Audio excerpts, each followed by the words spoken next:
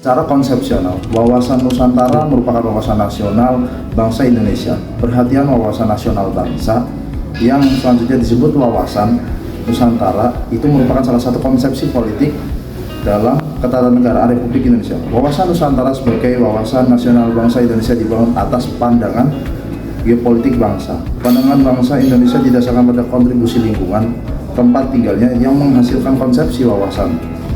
Konsep geopolitik Indonesia berlandaskan pada pandangan kewilayahan dan kehidupan yang bangsa. Sebagai negara yang sangat luas, dengan berbagai keragaman di dalamnya, Indonesia memiliki wawasan Nusantara sebagai dasar pengembangan masyarakat dalam aspek lain seperti sosial, budaya, ekonomi, pertahanan, dan keamanan.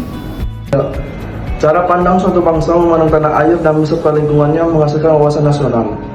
Wawasan nasional itu selanjutnya menjadi pandangan atau visi bangsa dalam menuju tujuannya. Namun, tidak semua warga negara tahu wawasan nasionalnya. Contoh, negara yang memiliki wawasan nasional adalah Inggris, yang memiliki Britain Rules of the World. Ini berarti tanah Inggris bukan hanya sebatas pulaunya, tetapi juga lautnya. Adapun bangsa Indonesia memiliki wawasan nasional, yaitu wawasan Nusantara. Sebagai wawasan nasional dari bangsa Indonesia, maka wilayah Indonesia yang terdiri dari darat, laut, dan udara di atasnya dipandang sebagai ruang hidup yang satu atau utuh. Wawasan Nusantara sebagai wawasan nasional bangsa Indonesia dibangun atas pandangan geopolitik bangsa. Pandangan bangsa Indonesia berdasarkan pada konstelasi lingkungan tempat tinggal yang menghasilkan konsepsi wawasan kebangsaan.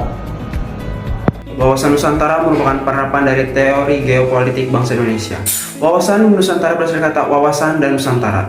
Wawasan berasal dari kata bahasa Jawa yang berarti pandangan, tinjauan, atau penglihatan indrawi.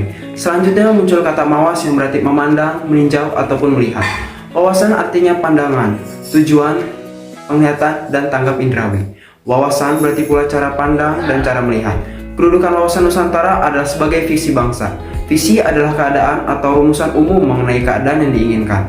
Wawasan nasional merupakan visi bangsa yang bersangkutan dalam menuju masa depan. Visi bangsa Indonesia sesuai dengan konsep wawasan Nusantara adalah menjadi bangsa yang satu dengan wilayah yang satu dan utuh pula. Tidak. Jadi di sini saya akan menjelaskan pengertian geopolitik. Geopolitik itu berasal dari bahasa Yunani. Kata geo berasal dari bahasa Yunani yang berarti geos, yang berarti bumi, dan politeia yang berasal dari dua kata, yaitu di sini ada polis yang berarti kesatuan masyarakat yang berdiri sendiri, yaitu negara, dan teia yang berarti urusan. Sementara dalam bahasa Inggris, politik itu adalah suatu rangkaian asas atau prinsip, keadaan, cara, dan alat yang digunakan untuk mencapai cita-cita atau tujuan tertentu. Nah, dalam bahasa Indonesia, politik itu mempunyai makna yang berhubungan dengan kepentingan umum warga negara suatu bangsa. Berdasarkan bahan ajar dari buku oleh Bapak Dwi Sulisworo, yaitu buku berjudul Geopolitik Indonesia. Geopolitik itu dibagi menjadi dua, yaitu ada geopolitik sebagai ilmu yang diartikan sebagai memberikan wawasan objektif akan posisi kita sebagai suatu bangsa. Nah, di sini tuh suatu bangsa yang hidup berdampingan dan saling berinteraksi satu sama lain. Jadi kita tidak menutup diri dengan interaksi dengan kawan-kawan yang lain. Nah, yang kedua yaitu geopolitik sebagai ideologi.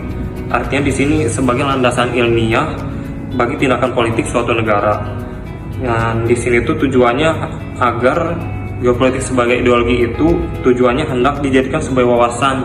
Wawasan di sini agar dijadikan sebagai cara pandang kita agar menjadi kolektif untuk melangsungkan, memelihara, dan mempertahankan semangat kebangsaan.